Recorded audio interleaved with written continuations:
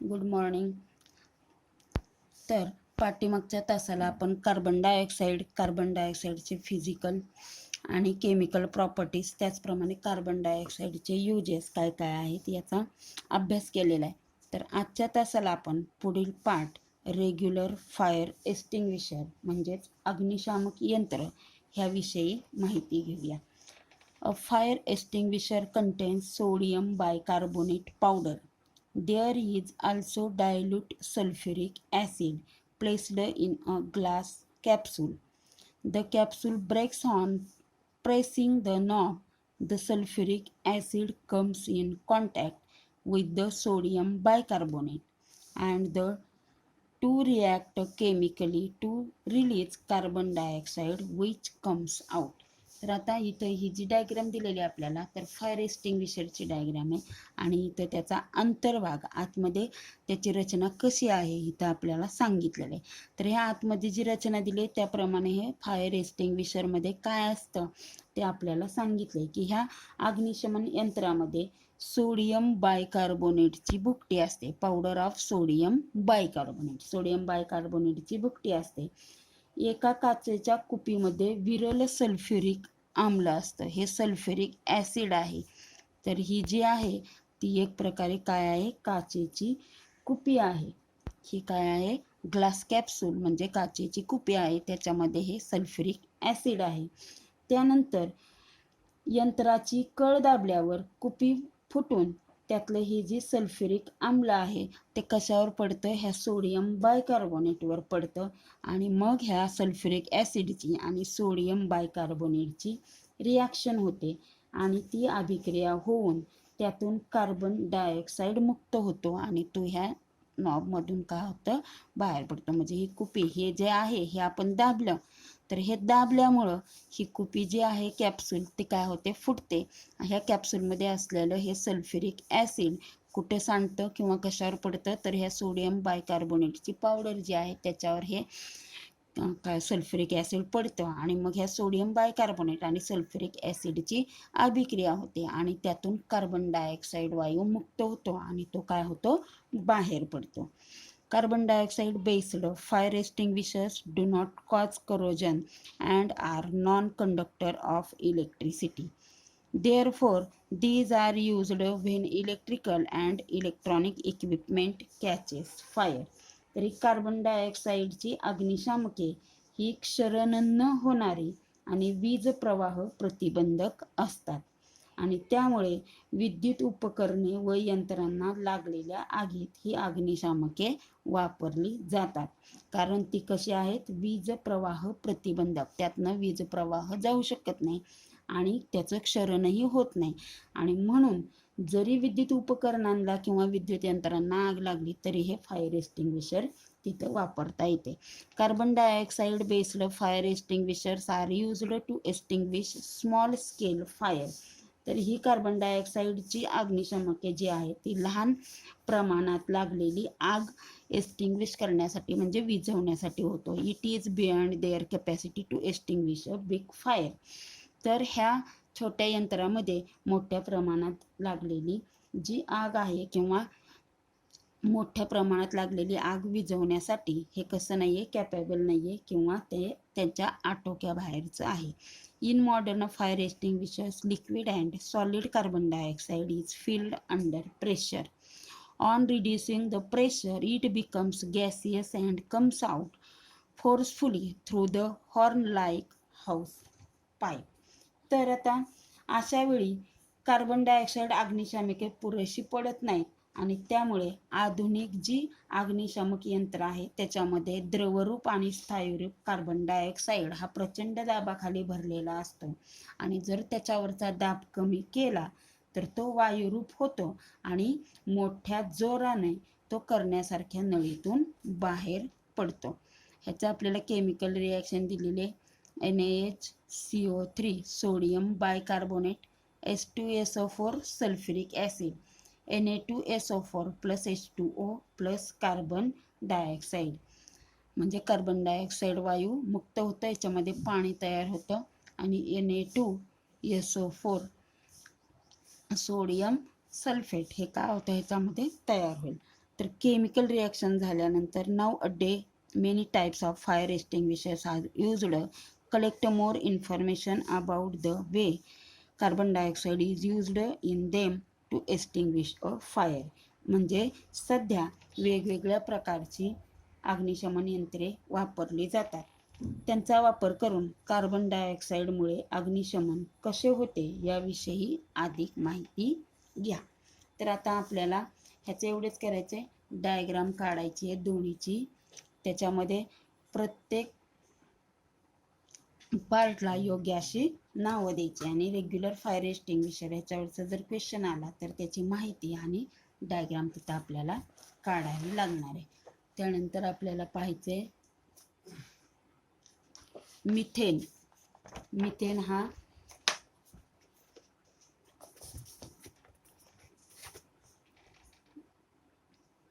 Methane त्याचं रेणूसूत्र, त्याचं रेणू वस्तुमान.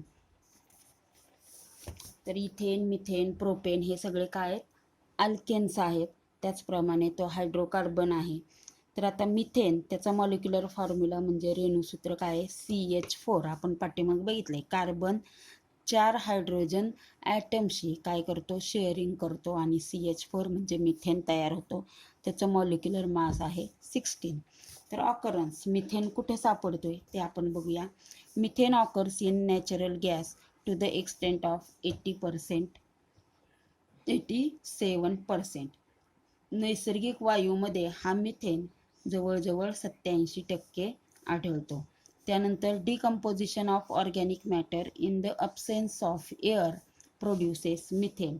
म्हणजे जैविक पदार्थांच्या हवेच्या अनुपस्थितीत होणाऱ्या विघटनातून हा मिथेन वायू तयार होतो. Methane is present in biogas. बायोगॅसमध्येही मिथेन आढळतो.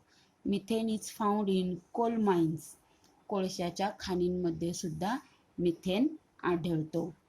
Methane is found at the surface of marshy places which is why it is also called marsh gas. Marshy places म्हणजे दलदलीचा पृष्ठभाग, की ह्या दलदलीच्या पृष्ठभागावर मिथेन वायू आढळून येतो आणि म्हणून त्याला मार्श गॅस असे सुद्धा म्हणतात. On heating a mixture of hydrogen and carbon dioxide gases at 300 degrees Celsius in the presence of nickel, methane gas is formed. प्रयोगशाळेत हायड्रोजन आणि कार्बन मोनॉक्साईड यांचे मिश्रण 300 अंश सेल्सिअसला निकेल या कॅटॅलिस्ट म्हणजे उत्प्रेरकाच्या उपस्थितीत तापवल्यास मिथेन हा वायू आपल्याला प्रयोगशाळेत तयार करता येतो. आणि last, fractional distillation of natural gas gives methane in pure form. शुद्ध स्वरूपातील मिथेन नैसर्गिक वायूच्या फ्रॅक्शनल डिस्टिलेशन म्हणजे भंजक ऊर्ध्वपातनाने मिळवता येतो. आता हा जो मिथेन आहे त्या मिथेन वायूच्या फिजिकल प्रॉपर्टीज बघूया. Melting point of methane is -182.5 degree Celsius. त्यानंतर boiling point of methane is -161.5 degree Celsius. It is colourless gas. The density of liquid methane is less than that of water. तर द्रवरूप मिथेनची घनता ही पाण्याच्या घनतेपेक्षा कशी असते? कमी असते. Methane is sparingly soluble in water. It is highly soluble in organic solvent like gasoline, ether and alcohol.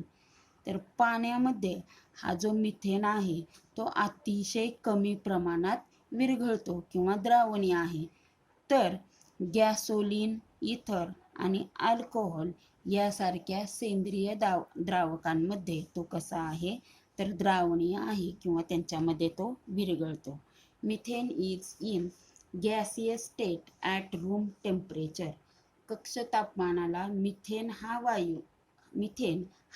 वायू अवस्थेत असतो. हे झाले त्याचे भौतिक गुणधर्म किंवा फिजिकल प्रॉपर्टीज. त्यानंतर आहे केमिकल प्रॉपर्टीज ऑफ मिथेन. ह्या मिथेनच्या केमिकल प्रॉपर्टीज, रासायनिक गुणधर्म आपण पाहूया. Methane is highly inflammable.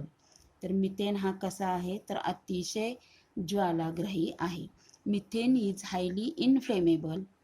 It burns by reacting with oxygen to give a bluish flame.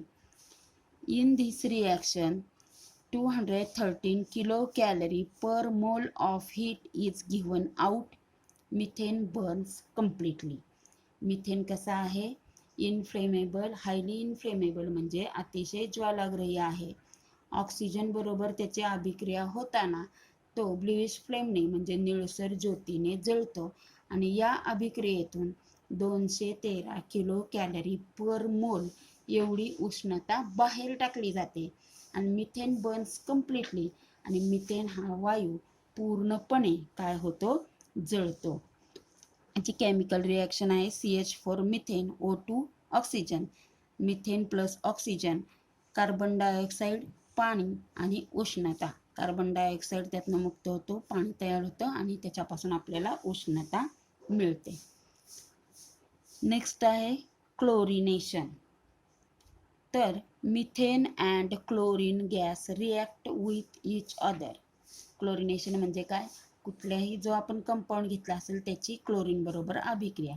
तर आता मिथेनची क्लोरीन बरोबर अभिक्रिया होऊन काय होते ते आपण बघूया.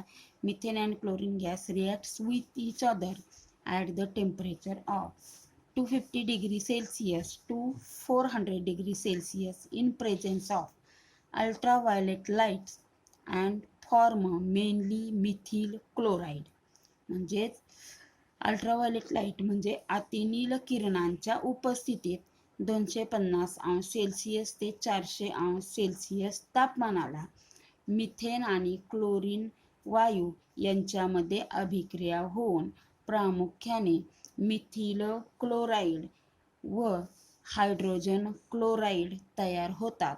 आणि this reaction is called chlorination of methane. आणि याच अभिक्रियेला मिथेनचे क्लोरिनेशन असे म्हणतात.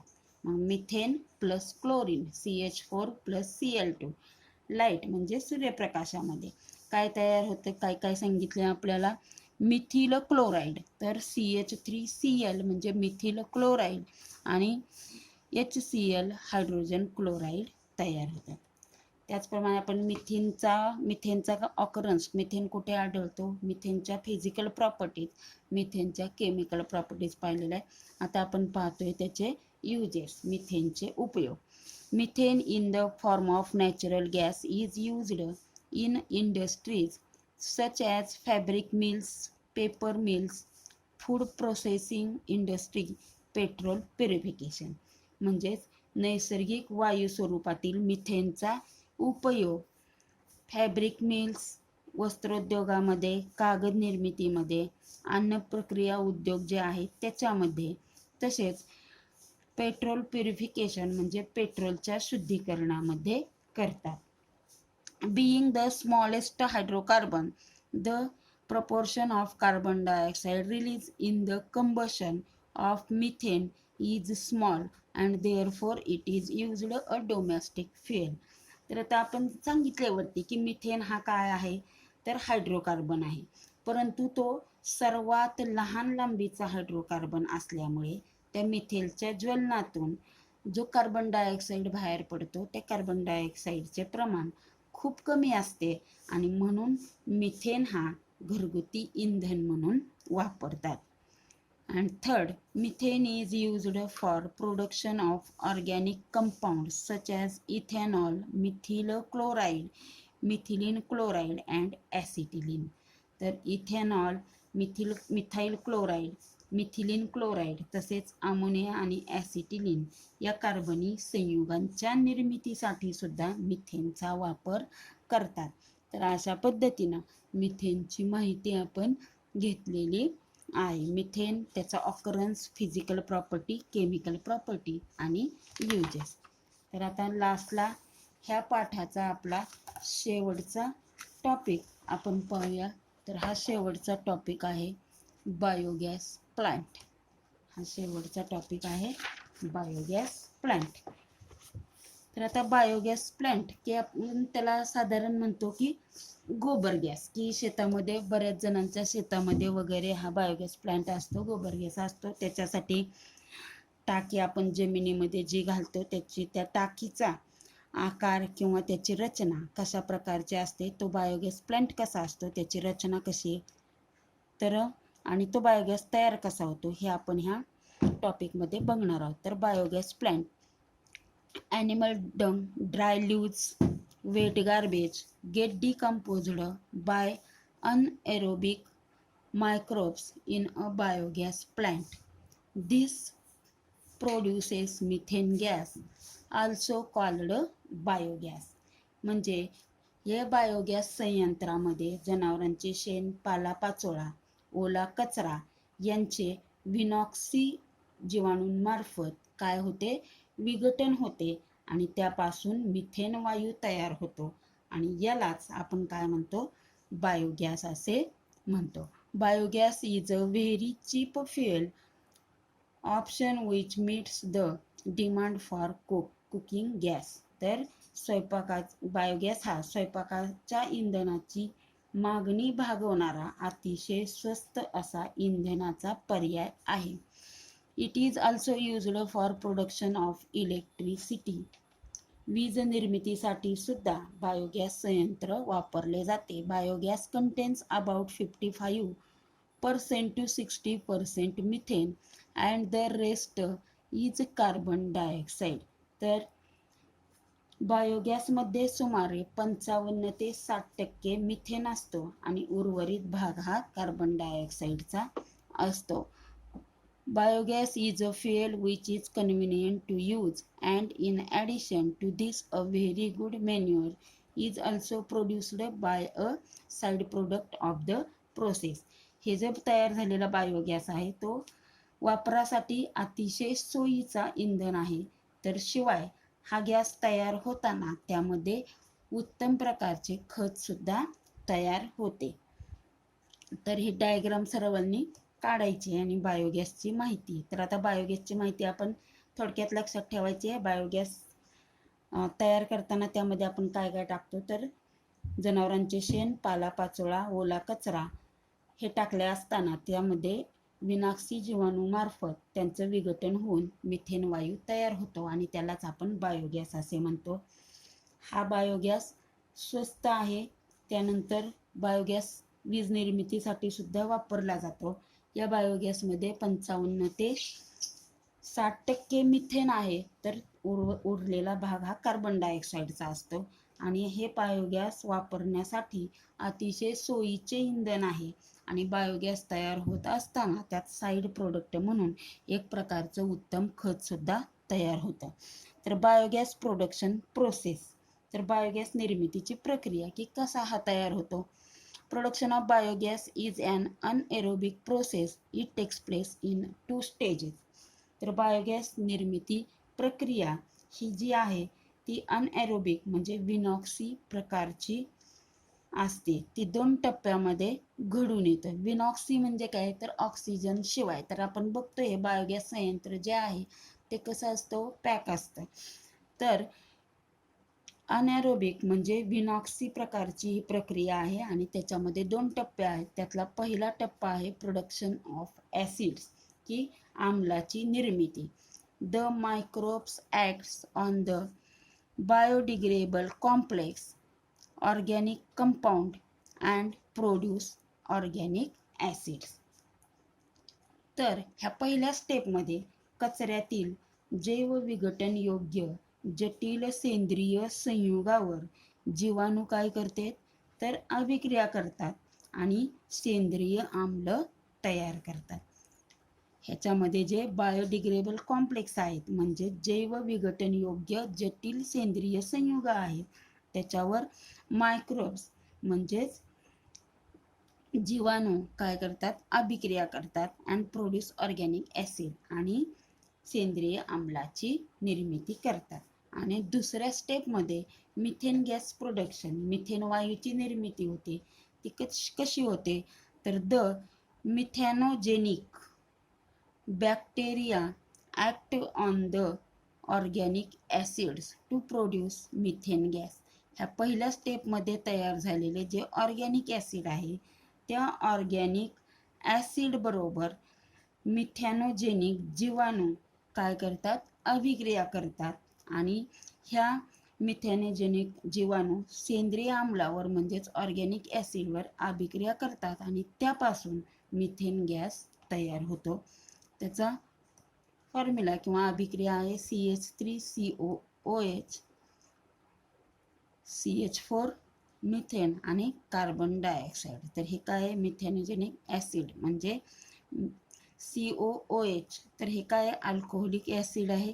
तर CH3 तर इथं CH4 मिथेन तर हे मिथिन अल्कोहोल आहे म्हणजेच ॲसिड आहे. त्यापासून तयार काय झालं, मिथेन वायू तयार झाला आणि त्यातनं कार्बन डायऑक्साईड मुक्त होतं.